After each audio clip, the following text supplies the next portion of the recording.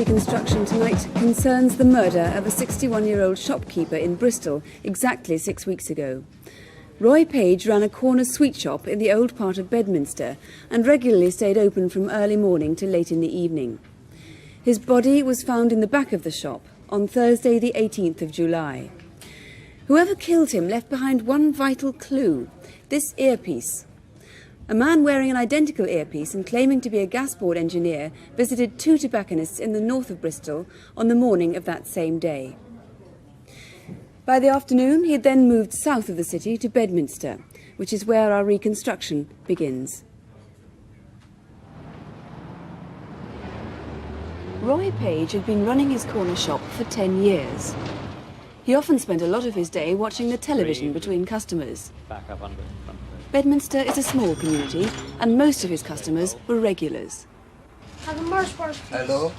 He had a safe in the back of his shop, but had a habit of leaving it open to get change when he needed it.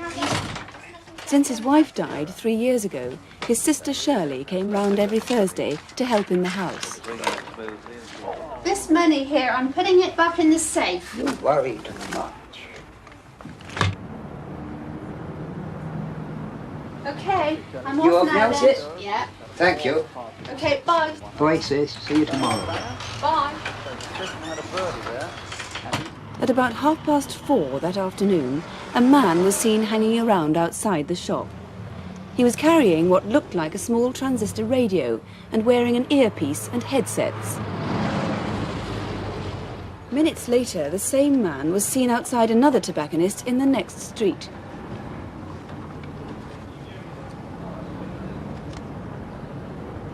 Tom Coles, who lives opposite Roy, would pop in several times a day. Hello, Roy. Can I have an MC cigar, please? Wait. I was earlier today. Well, not too bad. Just part with it, I suppose.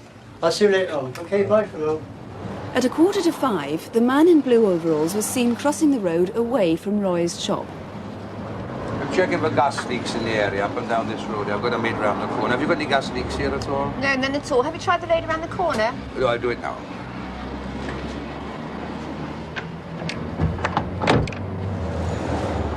He'd now been wandering around this small area for a good half an hour.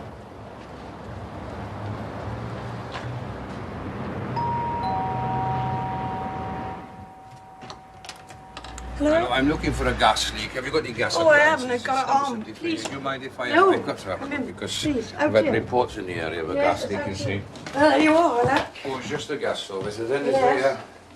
You just got this one. Any other gas appliances anyway? Well, not in this room, in the other room. What happened here then? Well, After several minutes, during which the man appeared genuine, he then began to act strangely. no, I'd have to. You ever got a glass of water? Yes, of course. But I think you better let me do it All because right.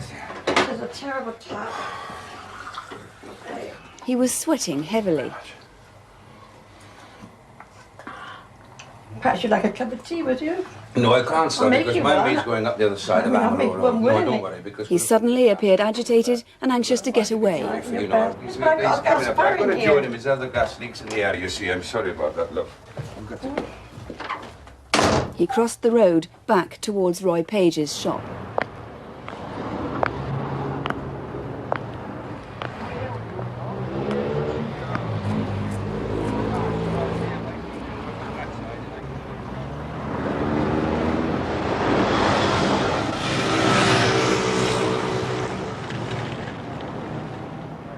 Up ahead of him, about 100 yards ahead, is the Suez Canal, a big wide ditch that runs right across this 14th fairway. 20 minutes had passed when Mrs. Martina Allen came in. She is the last known person to have seen Roy Page alive. You want one with roses? Dead straight on. Yeah. The little break has been made. The last open championship here, and this one they've allowed the brush to grow in from the right. How much? £1.34. Quiet, isn't it? Well, in here. Yet 3 further items had been rung up on the till after she left.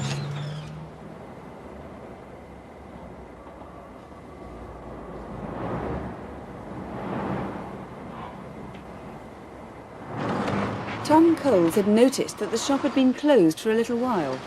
He knew Roy was a diabetic and was worried that he might be ill.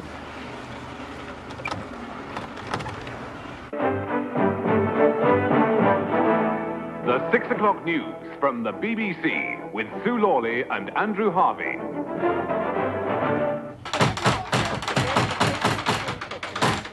Today he did not think the children who went down the cliff were in any immediate danger. It's the fourth day of the inquest into the deaths of 4 of his pupils.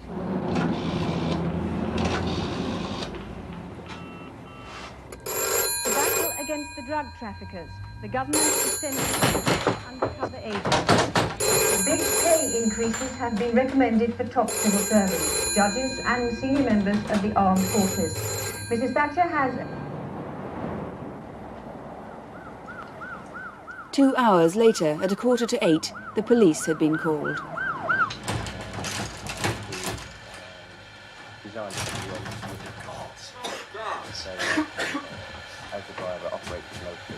I'll try and find where the meter is. Check that room. Neil, they're there.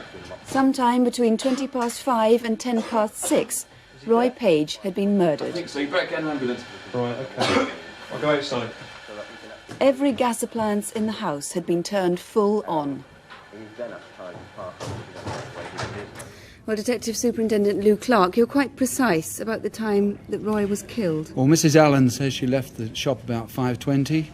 We know that people went between 5:20 and about 6:10 and couldn't get in. The door was bolted, and a man was seen coming from the side of the shop, the one on the side. We have a in Almora reconstruction Road. of what was seen, yes. Yes, about 6:10 to 6:15.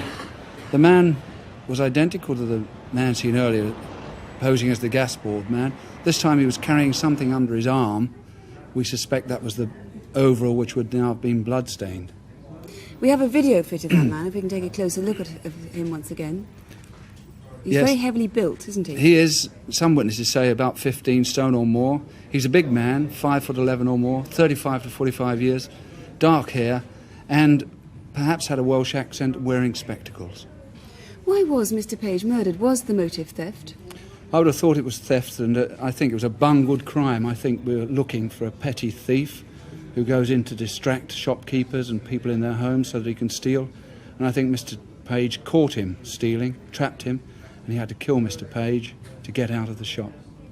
Well, as I said earlier, there was one vital clue left behind. It's this earpiece, which you're quite convinced, are you, that it was the killer who left this earpiece beside It Mr. certainly Page? didn't belong to Mr. Page, and we know that that earpiece looked like this in its original state, from a typical transistor radio, some years old, but we know it didn't belong to the deceased, and a witness saw the gas man wearing an identical piece shortly after 4:30 that day. And he was seen carrying a small black box too. Would this have been connected to a transistor radio? Well, that's what we think. He's most probably using it to make people believe he's got some sort of instrument for detecting gas leaks.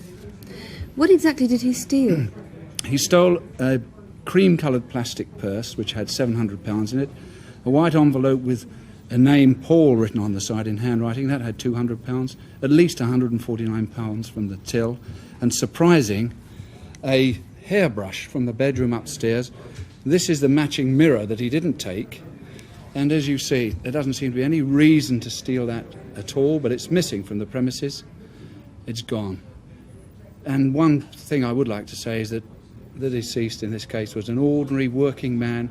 He worked 7 days a week, 7:30 in the morning to 8:30 in the evening, and his 2 sons and daughter are just the same, hard-working, ordinary people who are putting their life savings into offering a £5,000 reward leading to the arrest and conviction of their father's killer. I hope you get some calls. Thank you very much indeed, Lou Clark.